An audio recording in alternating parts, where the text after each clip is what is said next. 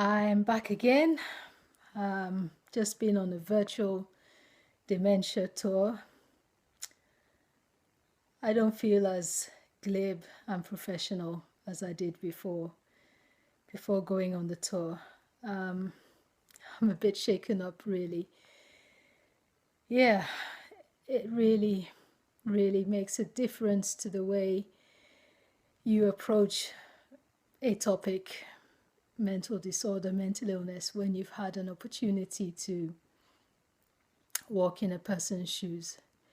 I just feel like my whole outlook is changed now because, as I said, it's one thing to be a professional, an expert by training, but it's another to be an expert by experience, to have experienced it firsthand or to have looked after or supported somebody who has. So yeah, I've just been on a virtual dementia tour. I'll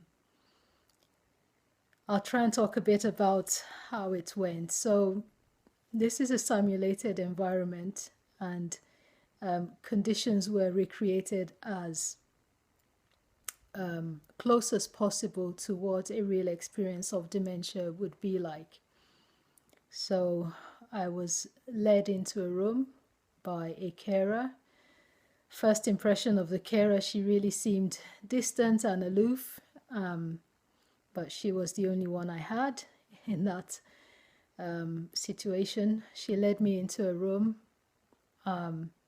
gave me some instructions, and I didn't hear a single thing she said. Even though she felt she was sort of distant and aloof and seemed uncaring, I just felt like I really wanted her to hold my hand and guide me. But she took me to a room, gave me some instructions which I really couldn't hear, and left me to get on with it. I couldn't hear what she said because I had so many sounds going on in my ears at that point in time. I couldn't see around the room properly, and my feet were killing me. And I'll tell you why. First, I couldn't hear what she said because I had these special earphones on, which are meant to generate a lot of background noise, and they really did. There was nothing clear or distinct about the sounds. It was just voices and sounds, couldn't make out what was what, and it was just constant in the background.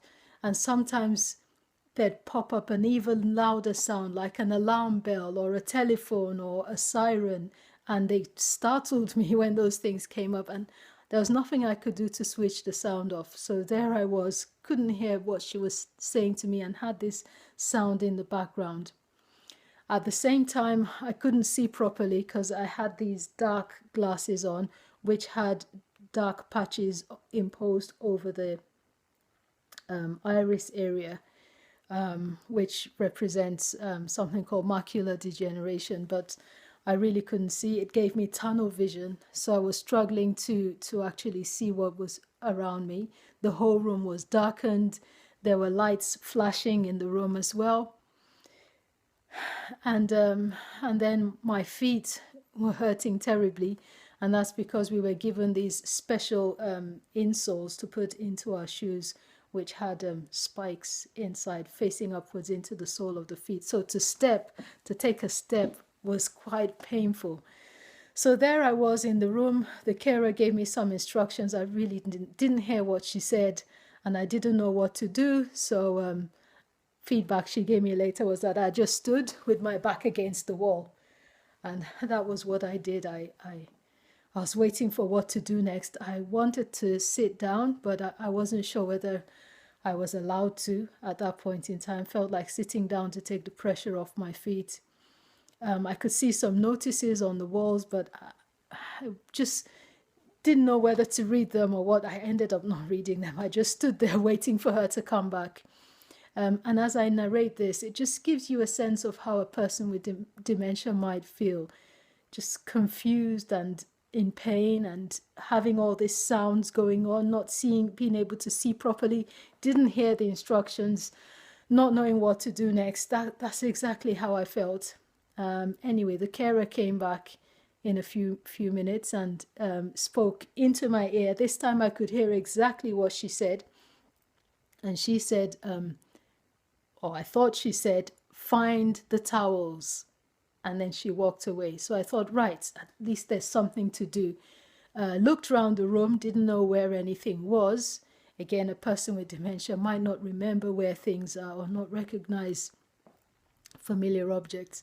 There was a bed with something on it. There was a sideboard, a cupboard in one at the other side of the room. So I walked over to that, thinking or hoping I would find the towels. Remember, I couldn't see properly and the noise was in my ears. My feet were hurting. Things were confusing, but I thought, well, I'll find the towels. So I opened the cupboards. I tried, it took a while to actually get the cupboard open because I couldn't feel. That's another thing I didn't say. I had gloves on, which impaired my sense of feeling. And that represents peripheral neuropathy. So I tried my best, opened the cupboards. I felt I had accomplished something. And she just came, the carer came and closed the cupboards again. So I thought, well, I need to find the towels. So I opened them and she closed them again. And then I walked away thinking, well, the towels mustn't be there. They must be somewhere else. So I walked across to the bed. There was a pile of something under the sheets, so I tentatively lifted the sheets, found a bunch of clothes, and then started sifting through. Couldn't see properly, couldn't feel properly. I couldn't tell by the texture, to try and tell which was a towel. I found something I thought was a towel and wasn't too sure, but I know she said, "Find the towels." So then I looked for a few more. Couldn't really tell whether they were jumpers or towels. My sense of touch was impaired.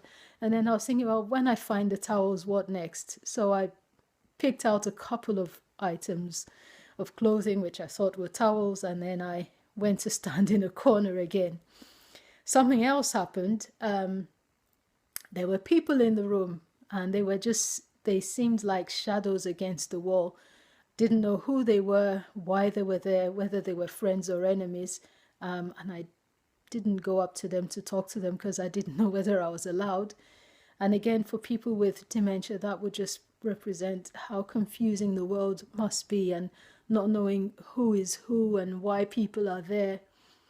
So I didn't speak to them. Next thing I knew, the carer came back to me and said to me, again in my ear, which is why I could hear it, she said, "Fold the towels." So I walked back to the bed, picked them up and tried to fold them. Again, it was really hard to fold. My coordination wasn't there, couldn't feel them. So I ended up not doing a good job of it.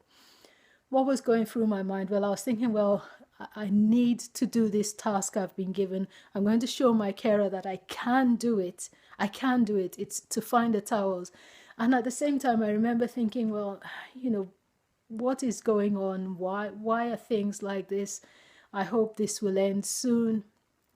A person with dementia cannot step out of the world they're in. And yeah, I folded the towels best I could. I was also thinking, like, I felt the need to be told I'm worth something, I'm of value. And it began to make me think, well, how must a person with dementia feel? I felt like I wanted the carer to hold my hand and give me some reassurance, sing to me or something, remind me who I am and who she is. But overall, it was an eye-opening experience. I just wanted to conclude by saying a couple of things. One is that if you are a person who's experienced some of these things, either personally or by needing to provide care for someone who has, then really it just underlines the importance of giving the right kind of support and care. Seeing things from another person's perspective, empathy and understanding. Also the importance of seeking professional help. One final thing I want to say is that I will be creating a course soon on understanding dementia. That will be available on the Udemy platform. So do watch out for further details. In the meantime, I'll leave a link to my website, which is riscovery.org. I am the Riscovery Doctor. I help turn mental health risk into recovery. My name is Dr. Leah Akinlonu. So there's a link to my website in the description of this video. I'll also leave a link to the Dementia Tour. And as I always say, there is hope. We do this for a safe today and a safe tomorrow.